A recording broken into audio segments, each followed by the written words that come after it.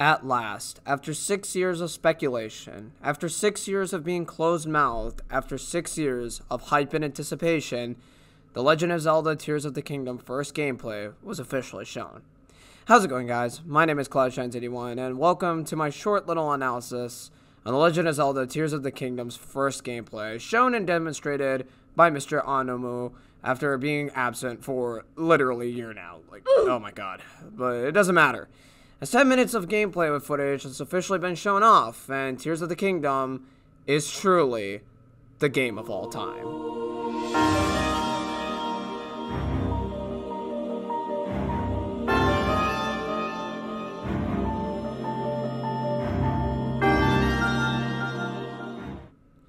In this short demo, we see different and unique abilities showed off from Link's arsenal.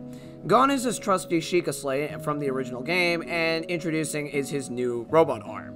That's what I'm calling it because I'm not 100% sure what the official name will be, but it basically is a new arm for Link. With the arm, Link is able to use all types of new abilities to interact and play around with in his environments, as these abilities can be used in different aspects. Link has a recall ability, which works as an opposite stasis from the original game, where instead of stopping time, Link is able to rewind objects in his environments, including falling rocks, to make his way up to the floating islands. The floating islands offer a sense of new exploration and new environments to explore, with the inclusion of newer and different enemies to fight off as well. Link has a few more tricks up his sleeve, including a fuse ability where Link is able to craft different items in his environments. Useless things like tree branches can be crafted into more stronger items, and the breakable weapon system, while it's still in the game, isn't a major issue anymore, as Link can just fuse two weapons with one another to create a stronger tool with more durability. This simple change alone makes the weapon management and durability almost not a problem anymore, as one of my major gripes with the original game is that the constant weapon breaking was what broke the pace of combat and the overall gameplay. The fuse ability can also be used to pair with arrows and monster parts, such as the Keese eyeball to create different perks for arrows, like a homing shot. The ability can also work on shields, as pairing something like a mushroom can cause a smoke screen for enemies to lose you. All these different types of combinations with this ability can be utilized for heavy experimentation, which I am absolutely a huge fan of. Another ability Link has is the Ultra Hand ability. By using environments such as tree logs, you can stick the objects together like glue and use them to any advantage. The big thing is also using these machineries too, where you can make something like a raft or a floating car. The Ultra Hand ability is just as great as the Fuse ability, where your imagination and creativity can be utilized to traverse through different areas in the game. Lastly, Link has the Ascend ability, which can allow him to phase through any ceiling above him. The move works well and can especially be used through mountains, so you no longer will have to climb up them slowly, just as long as there is a cave in any mountain that you can go into.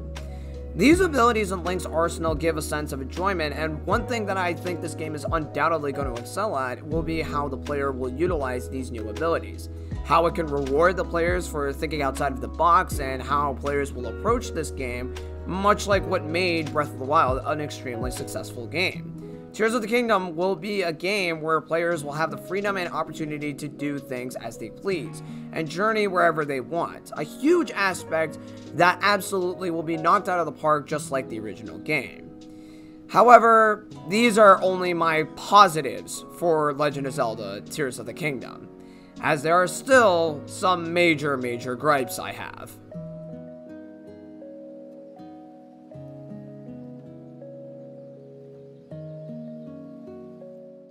The Legend of Zelda Tears of the Kingdom certainly does look to being a pretty solid game, but it's without its flaws that are present in this game alone.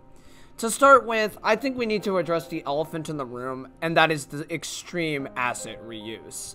This game really does not feel like it was developed in 6 years. I don't know if it's just because it looks very similar, I don't know if it's because they just don't have that much to show, but the 6-year development cycle really doesn't really show in this game, as it feels like a game that could have been made in maybe 6 months. I mean, all the assets are still here, the gameplay is relatively untouched and unchanged, there are still various issues that I have with the actual game itself that I'm not exactly sure if I'm 100% sold. And the fact that this was the first and only gameplay trailer we've seen, that kind of raises some issues. And I don't know if it's going to be well worth it or not. I mean, I no doubt do believe that the game's going to be solid, but there's just a few, like, wrong... It just feels empty. I don't know what it is. It feels lacking. It feels like they really don't show that this is supposed to be the next big step. They don't really show that this is going to be the next big evolution. And I think that's part of the reason why I have some serious doubt for Tears of the Kingdom. And the truth is that, like, I wouldn't normally feel this way if, like, maybe this was, like, a gameplay demo shown off, like, a few months back, like, back in, like, 2022. If maybe this was, like, an E3 demo or something like that. But the fact that this was literally the first gameplay trailer and it was 10 minutes long, it really makes me sad to say that I am really scared for this game and the final end product of what it's going to be. Because they've been saying very little about it, and I don't know if it's because they really want to hide everything, they really want to keep everything secret, or if it's because they genuinely do not have enough to show. I think instead of 10 minutes, the gameplay should have been at least an hour or something like that. And to anyone out there who's gonna say, oh no, Cloud, but then they would spoil everything, then they, you know, the whole game would be spoiled. No, that's not true at all. The fact that Breath of the Wild was a long and very beefy game. In fact, actually, back when Breath of the Wild was made in, like, 2017, like, early demos of the game showed, like, the entirety of the Great Plateau, which is, like, what, the first hour of the game? Like, Tears of the Kingdom could have done the same thing. Like, they could have shown a bit more to at least invest the people and at least invest the players that are going to be playing this game. Like, they could, instead of just, like, they could have still showed off the basic abilities, but also maybe show a few more enemies, maybe if there's, like, dungeons or if there's shrines in the game or something like that, maybe, like, a mini-boss or something like that could have worked, because I feel that if you probably have more attention given, you give more attention to a game, like, you market a game more, and you make people sold a bit more, rather than just wait till the last minute, then maybe people will actually have a better ambition to pick up and play Legend of Zelda Tears of the Kingdom. Now, I'm not going to say that I'm hating on the game. I'm not here to say, like, the game, oh, Tears of the Kingdom is going to be bad, it's going to be shit or anything like that. No, I'm not here to say that at all, because I think the game is still going to be a solid game. I'm still going to play it. I'm still going to check it out, and I'd love to be proved wrong. I'd love to be proved wrong completely, and that the game ends up being, like, a masterpiece, and it ends up being, like, even better than the first game. It ends up reaching that new height. But truth is that, you know what they say, that if you expect so much, then, like, you're often setting yourself up for disappointment. That's exactly how I feel. That, like, you can't be overexcited for this game and expect the game to being, like, the next best big thing, because maybe it won't. Maybe this game won't be what you think it's going to be. And I think the asset reuse and the lack of what they've showed, like, the fact that they just showed off maybe a couple abilities, it makes me believe that this game feels like a fan mod of Breath of the Wild, if that makes any sense. It feels like something a fan would make. You know, like how those Sonic games end up having, like, people, like, mod these Sonic games, and it's like Sega could make these, and, like, Sega makes, like, these Sonic games at the same quality as, like, what the fans are making. Like, that's how I feel Nintendo's treating Tears of the Kingdom. That, like, this could have been a mod for Breath of the Wild, and that's all it feels. It feels like Breath of the Wild 1.5. And it's not just me saying this.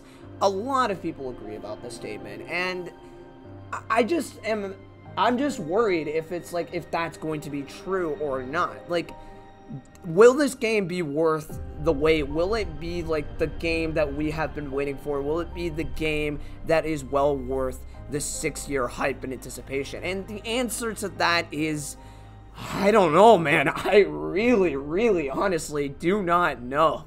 I really don't know. Because, like, a similar thing happened with, like, Horizon Forbidden West. Like, Horizon Forbidden West came out last year, and it was a sequel to Zero Dawn. I loved Zero Dawn. It was a great game. In fact, actually, it came out the same year as Breath of the Wild. It was competing with Breath of the Wild, and they were, like, the two games that, like, revived the open world genre and stuff like that. But when Zero Dawn got its sequel, which was Forbidden West, like, in 2022, you know, people played it, people enjoyed it, and stuff like that, but soon people later then dropped the game because they realized that it was very much like the first game again. Like, it barely changed anything. Yeah, it had, like, a new map, it had, like, new monsters and stuff like that, but for the most part, it was relatively the same game as the original.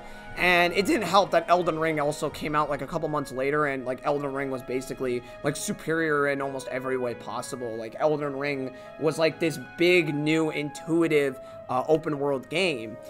And with Tears of the Kingdom, like, I feel that's maybe going to be the same thing. Like, people are gonna play this game, people are gonna like this game, but, you know, people are expecting more, and that, in my opinion, is what it's what's gonna kill this game. It's what's gonna shoot it in the foot. It's what's really gonna make it limping and stuff like that, and I just hope that maybe that's not the case. And after all, I mean, this year we're also getting Starfield, like, in fall, and what Bethesda has said about Starfield is that, like, Starfield is going to be, like, one of the biggest video games that they're ever going to make. Starfield might even be, like, one of the biggest video games ever made and stuff like that. But with this, and I don't know, maybe Starfield will beat out Tears of the Kingdom. I don't know. I'm not, like, saying one's going to be better than the other. I'm not trying to downplay this game. I'm not trying to say, oh, you know, this game is going to be shit because it's Nintendo or anything like that. That's not the case. I'm just saying that, like, if Tears of the Kingdom is really going to excel, it has to excel high. And for right now, what I've seen through the marketing, and through the shitty marketing, through the high price tag, through the 10-minute gameplay demo, which was interesting, but it was lacking, you know, I don't know, man. I really honestly do not know if this will be what people are hoping for. Because, like, you know, the first game won Game of the Year, and it was, like, beloved, and it's one of the most influential Nintendo games ever made. But after that, I mean, like, what can you do? What can you do? The other thing that sucks is that, like, Tears of the Kingdom doesn't really seem like it's going in a big step, if that makes any sense. With Breath of the Wild, like, the thing with all these 3D Zelda games is that each 3D Zelda game always did something new. It always did something new and intuitive when they made a new entry. Like, for example, Majora's Mask was a time management game. Wind Waker was, like, very popular because of its 2D cell shading aesthetic. Twilight Princess had a Souls-esque combat style. Even, like, Skyward Sword had, like, unique gameplay in its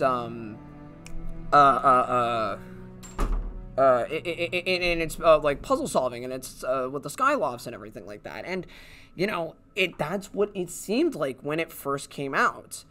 But, you know, this new game, Tears of the Kingdom, does not seem like it's really going to be taking a big step, because, you know, Breath of the Wild was that big step. It was that open world game. It was that Skyrim-esque Zelda game. And this new one, like, is it just going to be that again? Like, we don't know. That's the thing. Like, there's no point of making speculations. There's no point of saying, oh, the game's going to be good. There's no point of saying that the game's going to be bad.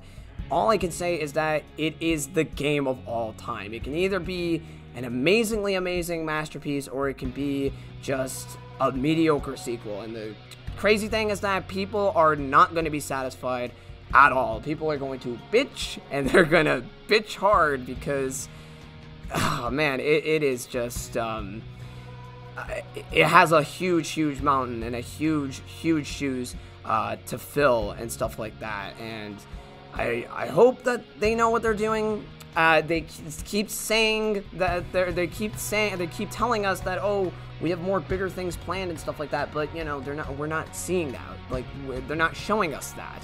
You know, like the whole show don't tell, that they're not doing that. And that, in my opinion, is what's making me and a lot of other people turned off from this game. It's still going to sell well because of Nintendo fans and because of Zelda fans, but it's not going to, like, I don't think it's going to be like that big masterpiece like the first one was, because the first one was irreplaceable. The first one was truly something magical, and you can't catch lightning in a bottle twice. You could get close, but you can't catch it twice, and whatever happens, we'll just have to wait and see. I'm not here to judge it, but it's got a huge mountain to climb.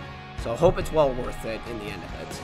But yeah, that's going to do it for this video. I just wanted to go ahead and make a short little analysis video and talk about how Legend of Zelda Tears of the Kingdom may or may not be what we expect.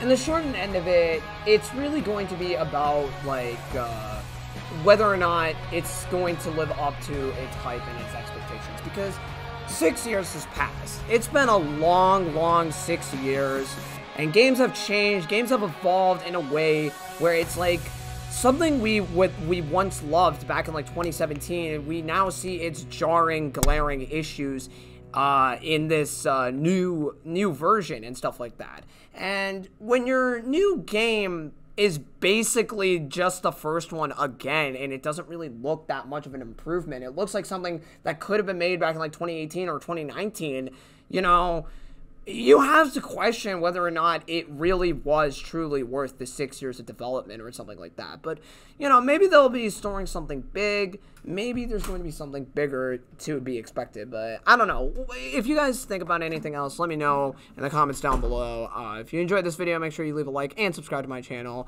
And if you want me to do more talks about upcoming stuff, I'll gladly go ahead and do so. And I can expect some salt coming out of this. Maybe I'm going to have some fanboys come and bring their torches and pitchforks and try and kill me.